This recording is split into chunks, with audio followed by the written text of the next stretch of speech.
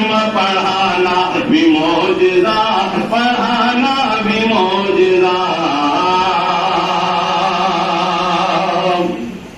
اور بڑھیا کا بوجھ سر پہ اٹھانا بھی معجزہ، اٹھانا بھی معجزہ، بڑھیا کا بوجھ سر پہ اٹھانا بھی معجزہ، اٹھانا بھی معجزہ، بڑھیا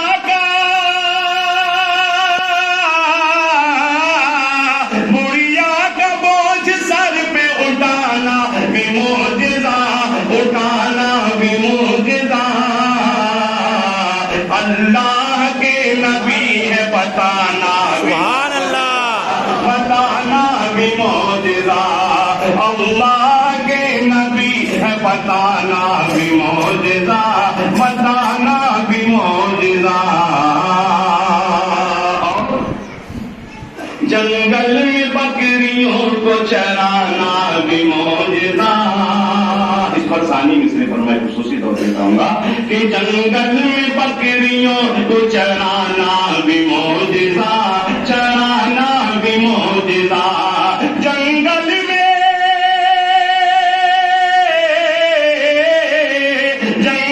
میں بکریوں کو چرانا بھی معجزہ، چرانا بھی معجزہ،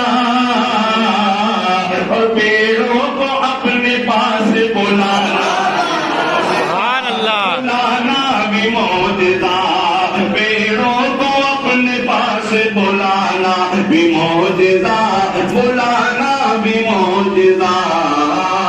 اللہ محترم، یہ بڑا پیارا شعر حاضر کرتا ہوں، سماعت فرما لیں کہ پیاسے صحابیوں کو پلانا بھی معجزہ، پلانا بھی معجزہ، پیاسے صحابیوں کو پلانا بھی معجزہ، پلانا بھی معجزہ، پیاسے صحابیوں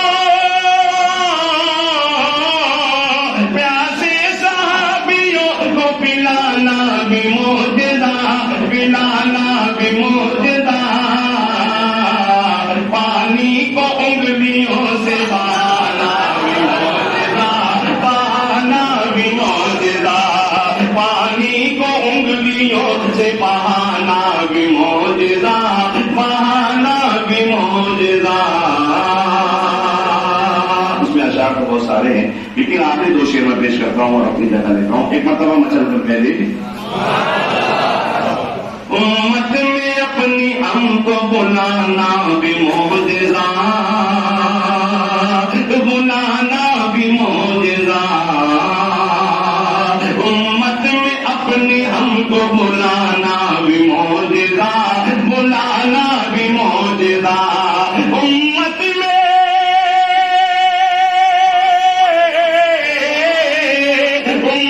میں اپنے ہم کو بلانا بھی معجزہ، بلانا بھی معجزہ، آنسو ہمارے غم میں بہانا بھی معجزہ، بہانا بھی معجزہ، آنسو ہمارے غم میں بہانا بھی معجزہ، بہانا بھی معجزہ، زنجیر بھی زمین کی بستر بھی گرم تھا، بستر بھی گرم تھا، زنجیر بھی زمین کی بستر بھی گرم تھا، بستر بھی گرم تھا، اور جا کے عرش پاک سے آنا بھی معجزہ، آنا بھی معجزہ، اور جا کے عرش پاک سے آنا بھی معجزہ، آنا بھی معجزہ، خیر البشر کا مکے میں آنا بھی معجزہ، آنا بھی معجزہ۔ حضرت علامہ مولانا سید شاہ محمد فیضان اشرف صاحب کی ریاست الجیلانی، انہیں آپ لوگوں کے روبرو کرتا ہوں کہ خدا یاد آئے جن کو دیکھ کر وہ نور کے پیکر، خدا یاد آئے جن کو دیکھ کر وہ نور کے پیکر، یہی نور نبوت ہے، یہی ہے ظل رحمانی، یہی ہے جن کے سونے کو فضیلت ہے عبادت پر، یہی ہے جن کے سونے کو فضیلت ہے عبادت پر، انہی کے اتقاء پر ناز کرتی ہے مسلمانی۔ اور رہے دنیا میں اور دنیا سے بالکل بے تعلق ہو، پھرے دریا میں اور تلووں کو ہرگز نہ لگے پانی۔ نعرے تکبیر، نعرے رسالت، حضور فیضان ملت، نعرے تکبیر، مسجد و مدرسہ حضور محدث اعظم ہند، نعرے تکبیر، نعرے رسالت، نعرے تکبیر، نعرے رسالت۔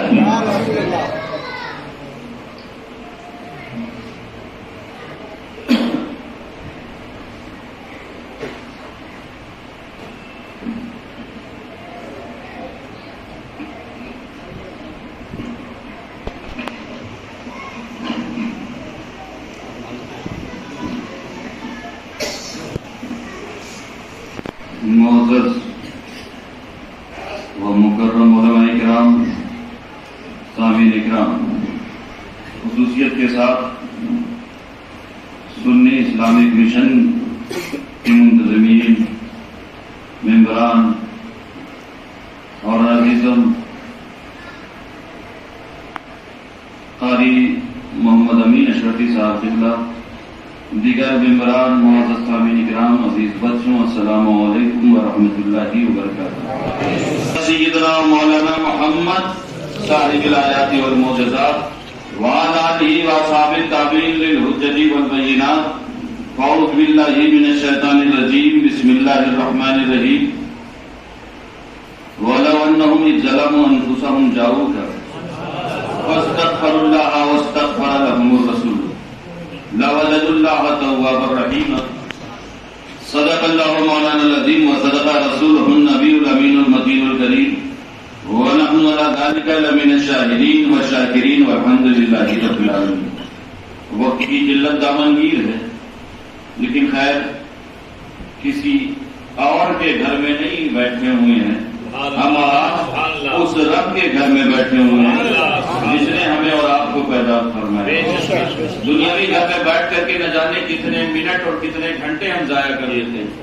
یہاں اگر 2-4 منٹ، 10 منٹ، 15 منٹ زیادہ ہو جائے تو انشاءاللہ ہمیں امید ہے کہ اللہ رب العزت کی رحمتیں برس رہی ہیں اور اس کی رحمتوں کے چھینٹے ہم پر پڑیں گے۔ یہاں کا ایک ایک لمحہ آپ کی آخرت کے نامہ اعمال میں لکھا جانے والا ہے۔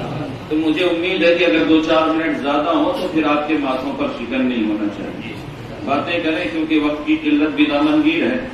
بات کریں قبل اس کے حمد کے 2 اشعار کی۔ حمد و ثنا ہے تیری کون و مکان والے، حمد و ثنا ہے تیری کون و مکان والے، اے رب ہر 2 عالم دونوں جہان والے، اے رب ہر 2 عالم دونوں جہان والے، اور میں اس کی دسترس میں ہوں مگر وہ مجھے میری رضا سے مانتا ہے۔ ابھی میرے سامنے باتیں ہو رہی تھی کہ یہاں یہ جو کام کیا گیا للہ، خالص اللہ کی رضا کے لیے کیا گیا۔ مقصد اس مشن اور اس اسلامک مشن کا کوئی اور مقصد نہیں ہے، صرف رب کی رضا کے لیے ہے نا، خدا کی رضا کے لیے۔ میں اس کی دسترس میں ہوں مگر وہ مجھے میری رضا سے مانتا ہے، اور وہ میری ہر کیفیت کیوں نہ جانے، وہ میرے سب حوالے جانتا ہے۔ وہ میری ہر کیفیت کیوں نہ جانے، وہ میرے سارے حوالے جانتا ہے۔ اور ہوا کے دوش پر لفظوں کی کارواں اترے، ہوا کے دوش پر لفظوں کی کارواں اترے، تیری حیات کے پیغام جاویزاں اترے، تیری حیات کے پیغام جاویزاں اترے۔ اور جس نام سے اس خانے خدا کو نسبت حاصل ہے، ان کے حوالے سے میں باتیں نہ کروں تو پھر اب ادا نہیں ہوتا ہماری باتوں کا اور مقصد پورا نہیں ہوتا۔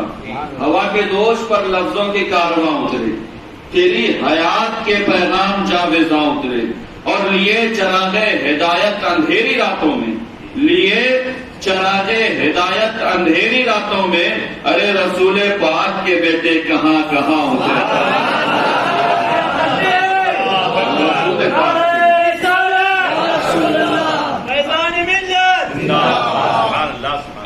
قبلہ یہ 1919 کا وہ لمحہ یاد رکھیں جس وقت سرزمین مالیگاؤں میں حضور اعلیٰ حضرت اشرفی میں اور پھر انہیں کے 2 سال بعد حضور محدث اعظم ہند تشریف الحمدللہ.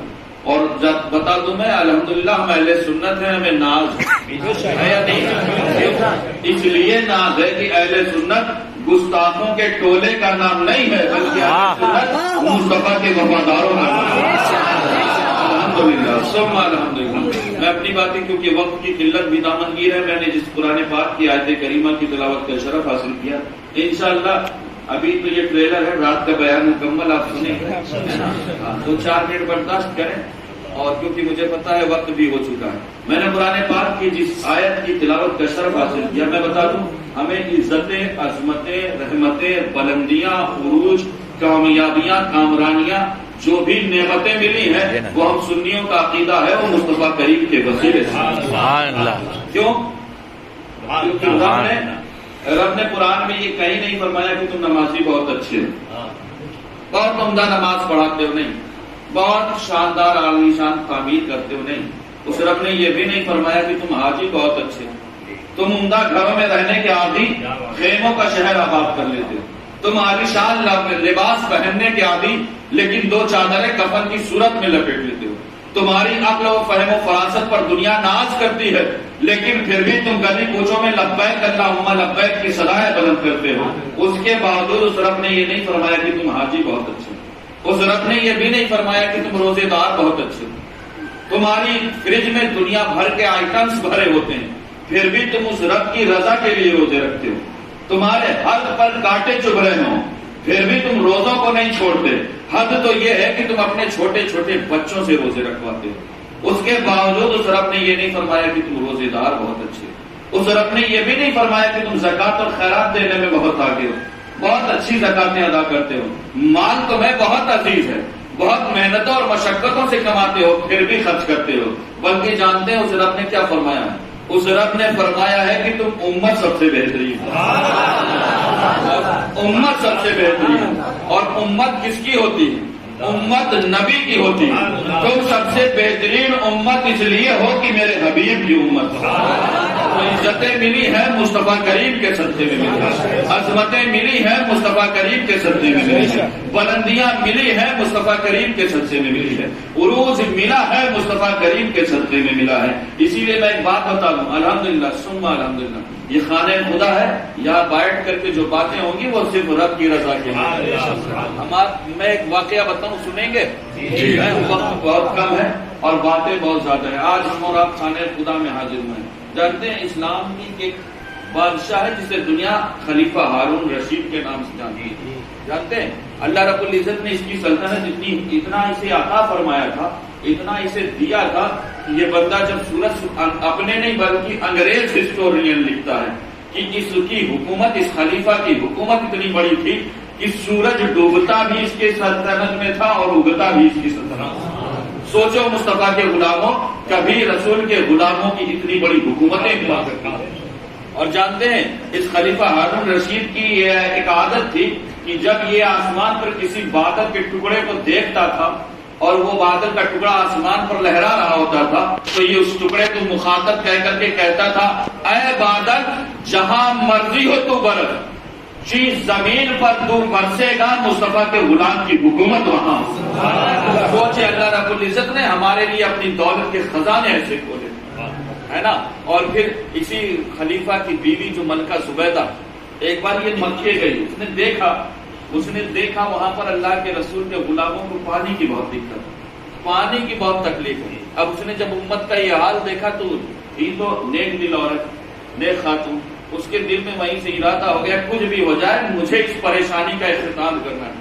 ابھی کیونکہ سنی اسلامک مشن کے حوالے سے بات کیا گئی کہ جہاں پانی نہیں پہنچ رہا ہے انہوں نے کوششیں کی اور وہاں ہے نا, اس پر بھی مجھے باتیں کرنی تھی تو میں نے کہا اس بات کو بات سے ملا ہے نا. اب یہ انہوں نے دیکھا, ملکہ زبیدہ نے دیکھا کہ پانی کی بہت تکلیف ہو رہی. اب یہ بات ملکہ تھی, ظاہر سی بات اس نے ارادہ کر لیا خانہ خدا میں کہ میں کچھ بھی ہو جائے یہاں رسول کے غلاموں کو پانی پہنچاؤں گی. اب پہنچی, واپس لوٹی, اس نے کہا کہ مجھے ایک نہر بنوانی ہے, مجھے وہاں پانی کا انتظام کرنا ہے. کیسے؟ اللہ کے در تک پانی کیسے پہنچے گا؟ اب جانتے ہیں لوگوں نے اس سے کہا اس کے لیے تو آپ کو انجینئرز کو بلانا پڑے گا. انجینئرز کی ایک ٹیم آتی ہے، مختصر سے وقت میں بتا دوں، آتی اور کہتی ملکہ آپ کے حکم کے مطابق نہر تو بن جائے گی، پانی تو پہنچ جائے گا، لیکن دولت بہت خرچ ہوگی، پیسے بہت لگیں گے. ملکہ نے کہا کتنے پیسے لگیں گے؟ کہا ملکہ پیسے اس لیے لگیں گے کیونکہ جانتے ہیں وہاں صرف نہر سے کام نہیں چلے گا، بلکہ دوری کافی ہے اور وہاں پانی پہنچانے کے لیے ہمیں ایک ڈیم بھی بنانا پڑے گا. آج بھی آپ مکے شریف سے جب مدینہ شریف کی طرف بھی سفر کریں گے، اللہ ہم سب کو توفیق بخشے، خدا کا گھر اور اس کے حبیب کا در دیکھیں تو جگہ جگہ پر آپ کو نہر زبیدہ کے آثار نظر آئیں گے، آج بھی نشانیاں موجود ہیں. تو جب اس نے کہا کہ ڈیم بھی بنانا پڑے گا اور اس ڈیم کی جس جگہ کا انتخاب ہم نے کیا ہے کہ جس زمین پر جس پہاڑوں پر وہ ڈیم بنایا جائے گا تو وہاں مزدور کی مزدوری بہت ہوگی، اتنا چارج آ جائے گا آپ کے اوپر، اتنا بوجھ آ جائے گا کہ آپ کی دولت کے خزانے خالی ہو جائیں گے. تو جانتے ہو ملکہ زبیدہ کیا کہتی ہے؟ جاؤ تم تیاری کرو، اور اگر مزدور کے ایک ضرب کے بدلے مجھے ایک سونے کا دینار دینا پڑا تو خدا کی بندی اس دینار کو دینے پر بھی راضی ہو جائے. اب سوچیں ہوتا کیا ہے، انجام کیا ہوتا ہے. پھر وہ نہر تیار ہو جاتی ہے، انجینئر مانگا کرتے ہیں، یہ دیا کرتی ہے، دنیا مذاق اڑا رہی ہوتی ہے. اس وقت عجیب ملکہ ہے، پتہ نہیں کیا بھوت سوار ہو گیا اس کے ذہن پر، اپنی دولت کو پانی کی طرح بہا رہی، اپنی دولت کو پانی میں ملا رہی. بتاؤ ایسا کہیں ہوتا ہے؟ یہ کون سے فائدے کا سودا ہے؟ لوگ اس پر کمنٹس کر رہے تھے، لیکن یہ خدا کی نیک بندی لوگوں کی کمنٹس پر نہیں کان رکھ رہی تھی، بلکہ یہ صرف رب کی رضا کے لیے وہ دولتوں کے خزانے اس نے کھول دیے تھے. حد تو یہ ہے، تاریخ بتاتی ہے کہ اس ملکہ کو اپنے تمام زیورات بیچ دینے پڑے. عورتوں کو زیور بہت عزیز ہوتا ہے یا نہیں؟ اس ملکہ کو اپنے تمام زیورات بیچ کر کے اس نہر میں لگانا پڑا. اب جانتے ہیں نہر تیار ہو گئی، پانی جاری ہو گیا. اب جتنے پیسے دیے تھے نا، تو جو انجینئرز تھے اس کا پورا بایو ڈاٹا ڈاکومنٹس لے کر کے آتے ہیں اور وہ فائل لے کر کے آتے ہیں. لانے کے بعد کہتے ہیں ملکہ کو جو پیسے آپ نے دیے تھے، وہ درہم و دینار جو دیے تھے، ان کا یہ پورا خرچہ اس فائل میں درج ہے. انہیں آپ دیکھ لیں کہ جو آپ نے دیا ہے وہ پورا ایک ایک روپیے لگے ہوا ہے. ملکہ نے اس کاغذ کی فائل کو پکڑا اور اپنے خادم کو آواز دی کہ خادم اس فائل کو لے جا اور دجلہ میں ڈال دے، دجلہ میں ڈال دے. اور اس کے بعد آسمان کی طرف منہ چہرہ کر کے کہتی ہے رب آج میں ان کا حساب نہیں لیتی، میدان محشر میں تو میرا حساب مت لے. میں نے یہ جو کام کیا ہے نا، یہ حساب لینے کے لیے نہیں بلکہ تیری رضا کے لیے کیا. اور پھر جانتے ہیں پھر کیا ہوتا ہے، چند سالوں کے بعد یہ ملکہ فوت ہوتی. اب لوگوں نے بہت کمنٹس کیا تھا یار اس نے تو اپنی دولت کو پانی کی طرح بہایا. تو یہ جو ملکہ تھی اس کا انجام کیا ہوا، اسے انعام کیا ملا؟ تو جانتے ہیں یہ جو ملکہ تھی اس کی سہیلی بھی ایک تھی. نیکوں کی سہیلیاں بھی نیک ہوا کرتی ہیں. اب اس نے خواب میں دیکھا، خواب میں دیکھتی کیا ہے کہ ملکہ جنت کے ایک محل میں ٹہل رہی. اب وہ جنت کے ایک محل میں ٹہل رہی تھی تو ملکہ سے پوچھا کہ ملکہ یہ بتاؤ، تم تو یہاں بہت آرام سے ہو، بہت خوش ہو، لیکن یہ بتاؤ جس نہر کو کھدوانے کے لیے نہ زمانے نے تمہیں تانے دیے تھے، جس نہر پر زمانے نے تمہیں پاگل اور مجنون کہا تھا، نہ جانے کیا کہا تھا، بتاؤ اس نہر پر انعام کیا ملا؟ تو ملکہ کہتی ارے اس رب کے فضل کی نہ پوچھ، اس رب کی رحمت کی نہ پوچھ، بلکہ جانتے ہیں رب تو اتنا اپنے بندوں پر مہربان ہے کہ میری قبر پر سوال و جواب کے فرشتے بعد میں آئے ہیں، اب رب نے اپنی رحمت کا سایہ پہلے دے دیا. اور جانتے ہیں آواز قدرت آتی ہے کہ ملکہ تیری بخشش تو رب نے اس وقت فرما دیا تھا کہ جب اس نہر کو کھودنے کے لیے کسی مزدور نے اپنا پہلا ضرب مارا تھا پھاوڑے کا، اس پہلے ضرب کے صدقے میں رب نے تجھے جنت عطا فرما دیا. تو سوچیں رب کی رضا پر خرچ کرنے کا انعام کیا ملتا ہے. اللہ رب العزت آپ بے پناہ بے شمار آپ پر مبارکباد ہو آپ کو کہ اللہ نے آپ کو توفیق بخشا. آپ نے کسی دنیا دار کے گھر کے لیے نہیں بلکہ اللہ کے گھر کے لیے تعاون کیا ہے. اللہ رب العزت آپ کی کمائیوں میں برکتیں عطا فرمائے اور آپ کو وہ عزم اور ہمت اور حوصلہ عطا فرمائے کہ آپ ایسے ہی سنی اسلامک مشن کی مدد کرتے رہیں. دامے دل میں سکھنے آپ سے جو بھی ہو سکے. اللہ رب العزت جانتے ہیں کہ دور تھا ایک وقت تھا جب ہمارے بزرگوں سے پوچھیے، اپنے گھر کے بوڑھوں سے پوچھیے تو وہ آپ کو بتائیں گے کہ دوپہر میں کھانے کے بعد رات میں کیا کھائیں گے ان کا پتہ نہیں رہتا. رات میں کیا کھا لیا اور صبح کیا کھائیں گے اس بات کا انہیں علم نہیں رہتا تھا. تنگی کے وہ دن تھے. جانتے ہیں اگر کسی کے ہاں مہمان دو چار آ جاتے تھے تو پھر پڑوسی کے گھر سے ہانڈیاں منگائی جاتی تھی کھانے پکانے کے لیے. پڑوسی کے گھر سے بستر منگایا جاتا تھا اس کے اوپر اسے لٹانے کے لیے. لیکن آج کیا ہے؟ آج حالات یہ ہیں کہ اللہ رب العزت نے ہمیں اپنے دولت کے خزانے کھول دیے. ابھی 2 سال پہلے لاک ڈاؤن کا منزل گزرا ہے. کون نہیں جانتا اس شدت اور اس سختی کے دنوں کو. لیکن رب کا احسان ہے کہ دنیا میں جس قوم نے سب سے زیادہ خدمت خلق کی ہے وہ کوئی اور قوم نہیں بلکہ وہ مسلمان ہے. اور اس بات کا اعتراف اپنے غیروں نے کیا ہے کہ جس طرح مسلمانوں نے لاک ڈاؤن میں اپنی دولت کے خزانے کھول دیے ایسی مثال دنیا میں دیکھنے کو ملتی نہیں.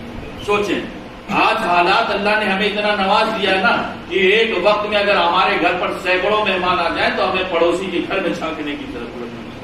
اگر سینکڑوں لوگ آ جائیں تو پھر ہمیں کسی اور کے دروازے پر دستک دینے کی نہیں ہے. آج ہمارے پاس اللہ نے اپنی رحمتوں کے خزانے ایسے کھول دیے ہیں کہ ہمارے کچن میں مہینوں کا راشن بھرا پڑا ہوا ہے. لیکن سوچیں اللہ رب العزت نے ہمیں دینے میں کمی نہیں کی تو پھر ہمیں اس کی بارگاہ میں خرچ کرنے میں کمی کیوں کریں گے؟ اللہ رب العزت کی بارگاہ میں